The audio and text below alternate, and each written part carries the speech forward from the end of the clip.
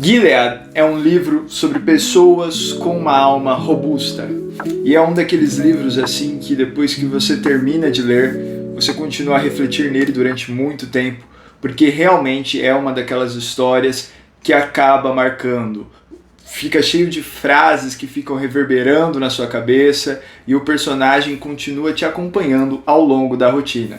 Não é à toa que tem várias citações aqui marcadas, vários trechos que eu quis relembrar, por mais que seja uma ficção. Então, realmente é uma daquelas ficções que você pode aprender muito com a história, aprender muito com os personagens, e é um dos livros que eu não tenho um top 10 ainda definido, mas com certeza ele entraria nesse top 10, talvez da 5ª posição para cima. Não é um livro muito conhecido no Brasil, por isso que eu acho tão necessário conhecê-lo. Eu o conheci através de referências como Emílio Garofalo Neto e Jonas Madureira, e assim, eu continuo indicando para todas as pessoas, porque é uma escrita robusta, profunda e marcante. Em termos de crença, sempre achei que as defesas são tão irrelevantes quanto as críticas que elas pretendem contestar. Acho que a tentativa de defender uma crença pode, na verdade, acabar por abalá-la, pois há sempre uma inadequação em argumentar a respeito das coisas últimas. Participamos do ser de forma irrestrita. Não existe respiração, pensamento, verruga ou pelo que não esteja absolutamente imerso no ser. E mesmo assim, ninguém é capaz de dizer o que é o ser.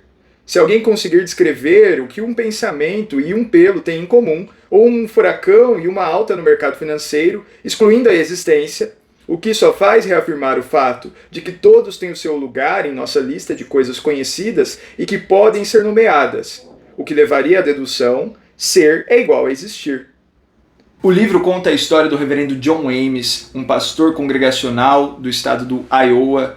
A cidade se chama Gilead, por isso o título do livro é esse, e eu acho muito interessante porque é uma região muito conservadora, é uma região muito de uma presença protestante muito enraizada, principalmente de fé reformada, e nós veremos isso, né? O melhor amigo dele é um pastor presbiteriano, ele por sua vez é um pastor congregacional, e tem vários relances assim, interessantes sobre a fé, sobre a vida eclesiástica, porque conta sobre a história de um pastor, mas como eu disse, esse livro é um livro sobre almas robustas, porque ele fala sobre perspectivas profundas da vida, perspectivas poéticas da vida, que não se restringem ao meio cristão. Óbvio que a cosmovisão do personagem e da autora, que também é protestante, ficarão ali um pouco impressas no livro, isso é óbvio, qualquer autor tem uma cosmovisão que às vezes ele acaba passando através da sua escrita, mas a Marilynne ela consegue trazer isso de uma maneira muito bonita, porque ela tem uma escrita contemplativa,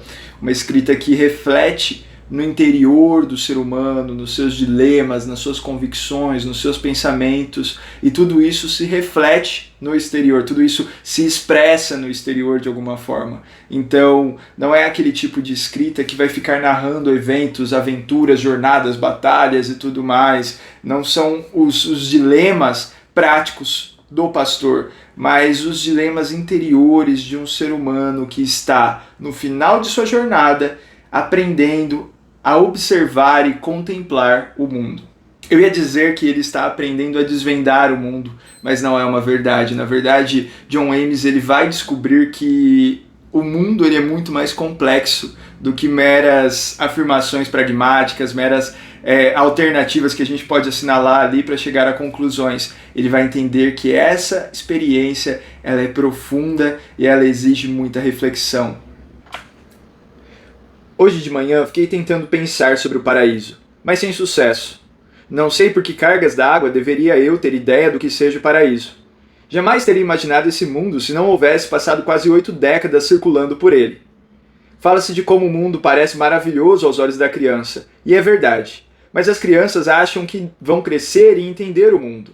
E sei muito bem que este não é o meu caso, nem que tivesse umas 10 vidas.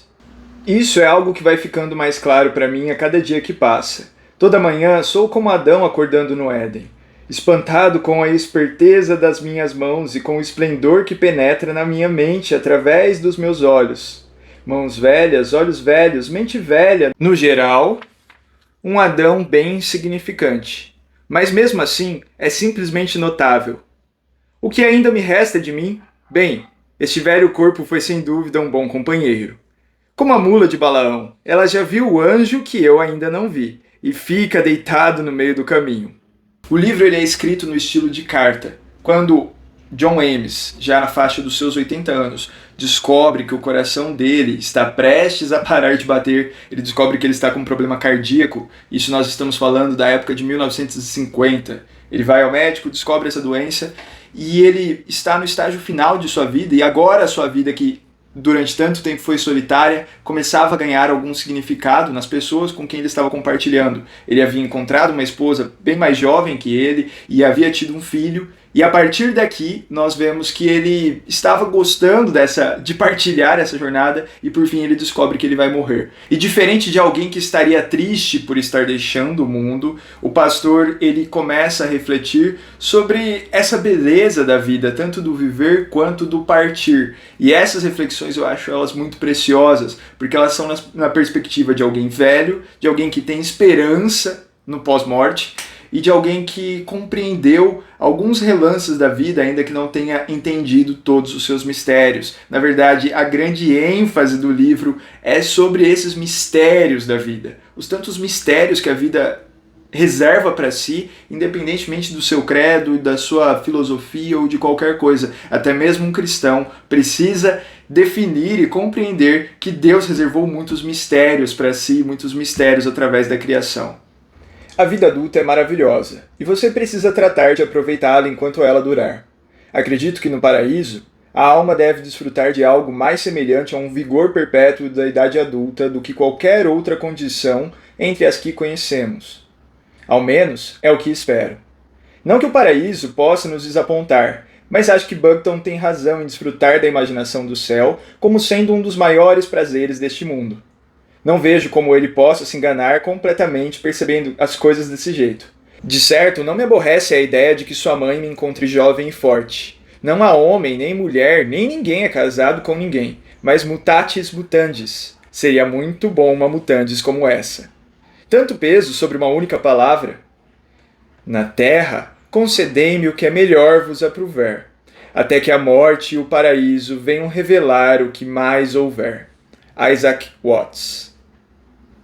O livro ele possui alguns conflitos particulares ali dos personagens, algum desenvolvimento deles, mas eu creio que a maior preciosidade dele está de fato em compreender essa visão que o Ames tem do seu passado, da sua memória, como um indivíduo, como um pastor, mas também como um ser humano e refletindo sobre toda a humanidade e sobre a beleza que há nessas fases da vida, já mirando o futuro, já com esperança de uma partida. Eu quis trazer um conteúdo muito rápido, muito direto sobre o livro, porque eu quero instigar a sua curiosidade para que você possa conhecê-lo, e eu pretendo trazer mais vídeos assim, vídeos curtos que de alguma forma tragam algum relance do livro, que te permitam ver um pouco do que está aqui dentro, sem trazer uma análise, uma resenha aprofundada. Por isso, se você gostou, eu peço que você comente aí embaixo, deixe uma avaliação para mim, se inscreva no canal, deixe um like, porque eu realmente quero trazer mais conteúdos assim, e eu quero entender se faz sentido para vocês que eu esteja produzindo esse tipo de coisa, e eu só tenho como saber isso se você deixar o seu feedback. Então, muito obrigado por assistir até aqui, e até a próxima.